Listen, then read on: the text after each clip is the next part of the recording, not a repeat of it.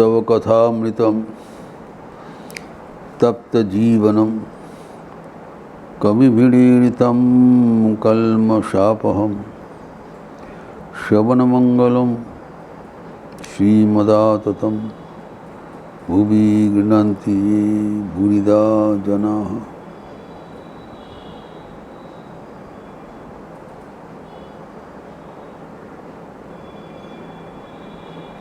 कर्मयोग के बारे में विस्तृत चर्चा हो रहा था। कर्मयोग हमारे लिए स्वाभाविक है, क्योंकि हम एक मुहूर्त भी कर्म बिना रह नहीं पाते हैं। लेकिन हम देखे हैं कि कर्म करना भी खतरा है। कर्म करने से हम लोग फंस जाते हैं। कर्म फल के साथ हम लोग आबद्ध हो जाते हैं।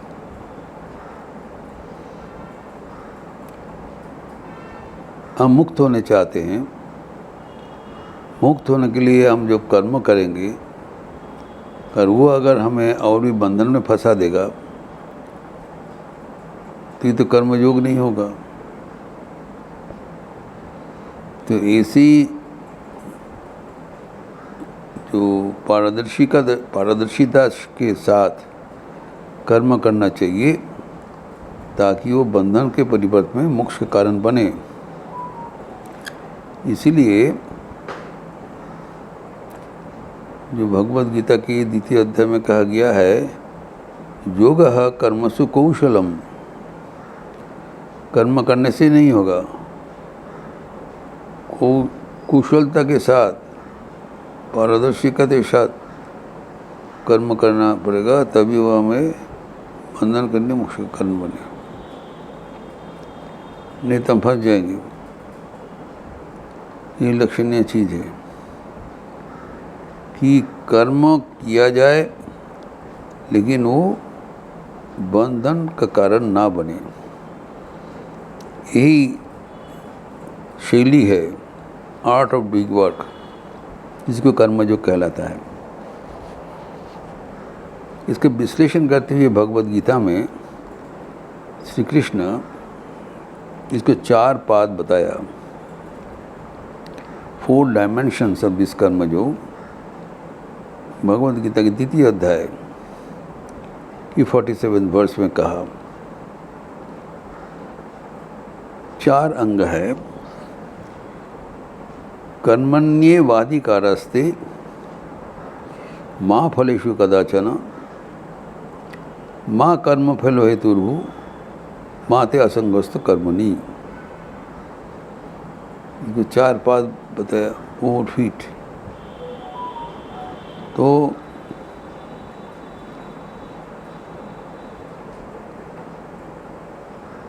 कर्मणि एव अधिकारः ते,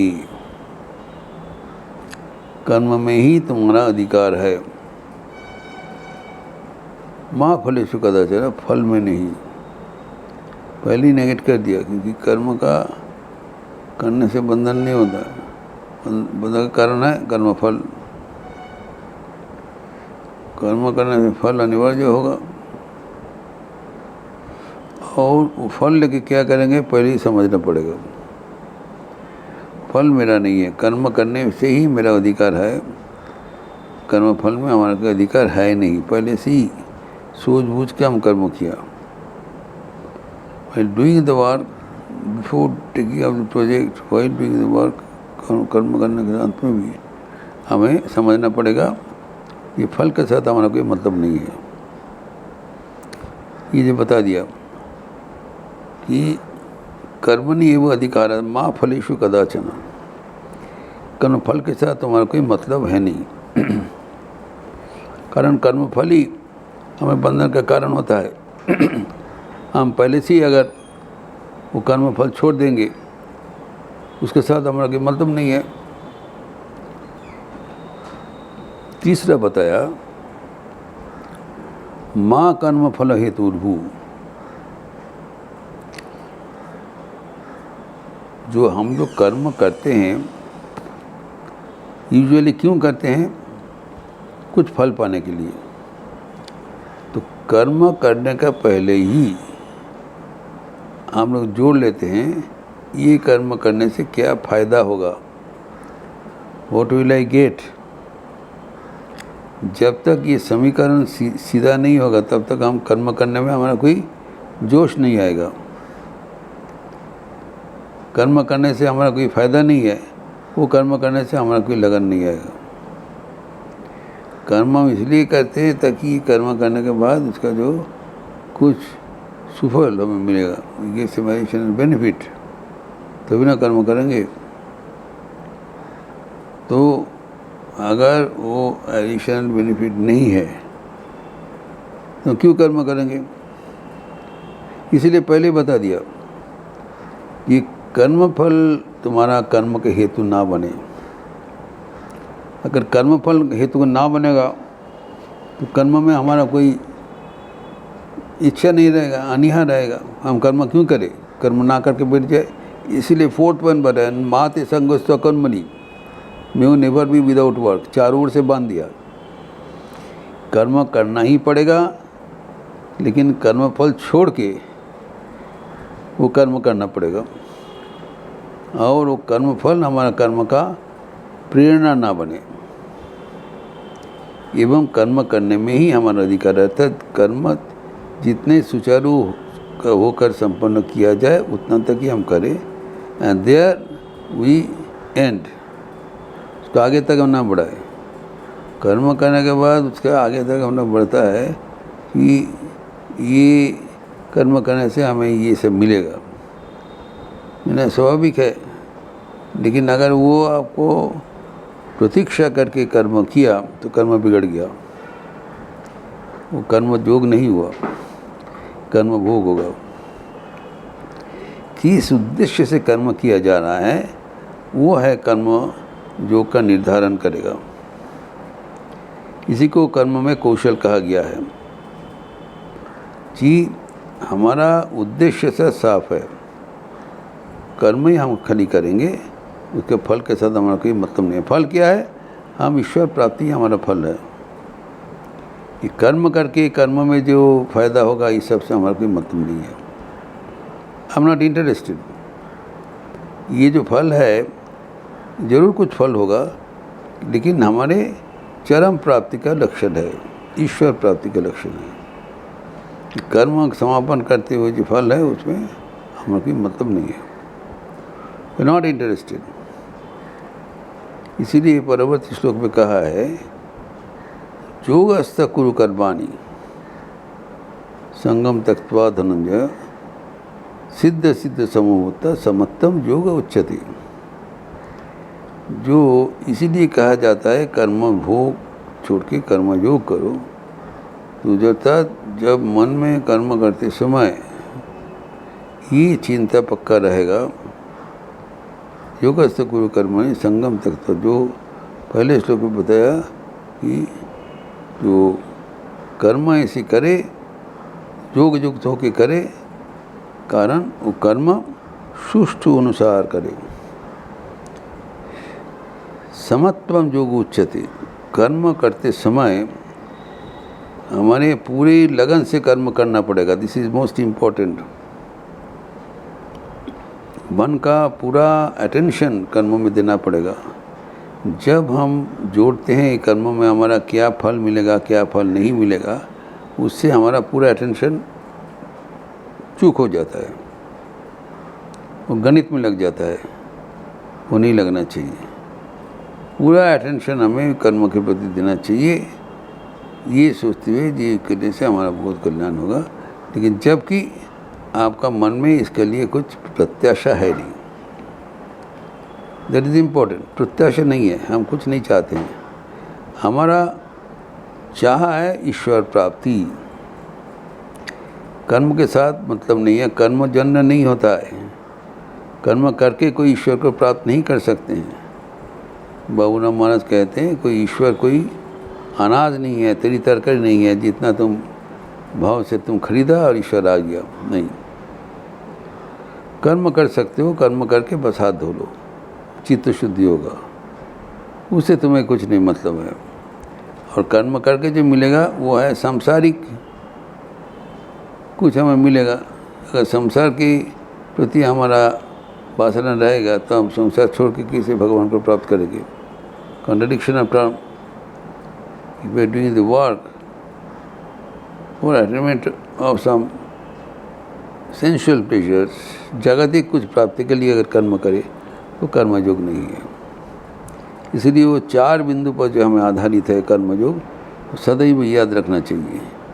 हम कर्म करते रहें लेकिन फल के लिए नहीं, फल प्राप्ति के लिए नहीं, और कोई मिलेगा इसीलिए हम कर्म नहीं करेंगे। कर्म लेकिन निरंतर करेंगे, कर्म में कोई कमी नहीं है, लेकिन उसके लिए कुछ फल हमें नहीं चाहिए। फल चाहने से ही वो कर्म भोग होगा। फल जब छोड़ दिया तो वो कर्मयोग बना। एवं ये लक्षणीय है कि फल जब हम लोग छोड़ के काम करते तब पूरा मन लगा के भी करना संभव है। वही है कर्मयोग।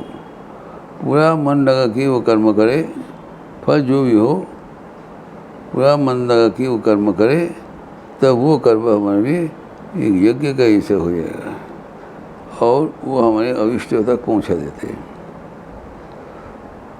ये जो अद्भुत जो कर्म करने से जो प्राप्ति, वह है कर्मयोग का अद्भुत दान।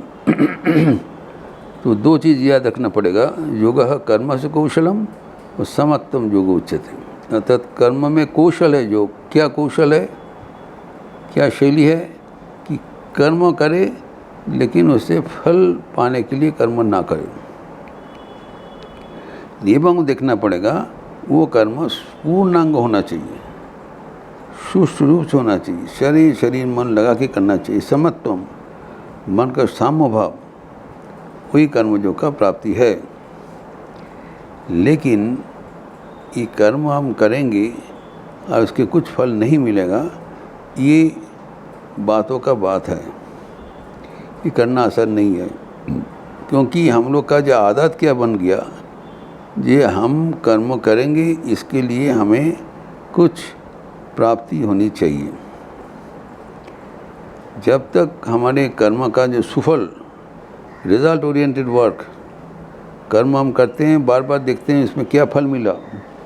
अगर कर्म में आशानुरूप फल नहीं मिलेगा तो हम हताश हो जाते हैं। जो भी फल हो हम कर्म करेंगे, ये बहुत ऊंचा अवस्था है। साधारण के लिए ये संभव नहीं है, क्योंकि हमारा मन ही है रिजल्ट ओरिएंटेड वर्क। क्या मिल रहा है, और अगर उसको वी गेट इंसेंटिव। हमें प्रश्न पूछा था कि हमारे गुरुदेव को, वीरेश्वर जी को, अच्छा ये सब में हमारा ये दुनिया में हम जो कर्म करते हैं सब में इंसेंटिव रहता है, ये करने से ये मिलेगा, और यहाँ पर तो कोई इंसेंटिव नहीं है। किसके लिए हम कर्म करें? Why should you put extra edge? तो उन्होंने उत्तर, क्यों? तुम ईश्वर लाभ करोगे। ये क्या, कोई इंसेंटिव नहीं है। तो हमें याद रखना पड़ेगा, जिसमें जो कर्म का जो इंसेंटिव है वह ईश्वर प्राप्ति, जागतिक कुछ प्राप्ति नहीं है। तो कैसे ईश्वर प्राप्ति के लिए और लगन से काम करें ताकि वो प्रैक्टिकल भी हो, पूरा दिल से हम काम कर सकें, इसका और एक तरीका है, वो ठाकुर बता रहे हैं। वो है कर्मयोग का मूल रहस्य। इसका चर्चा विस्तार हम अगले दिन करेंगे।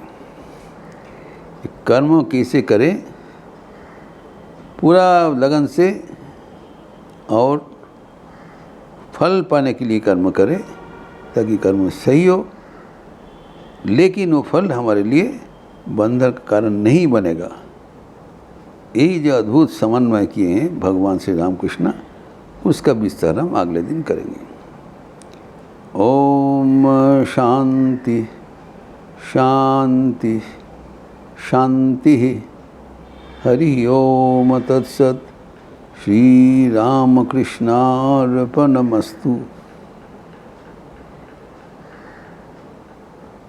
अच्छे रहिए, स्वस्थ रहिए, आनंद में रहिए। नमस्कार।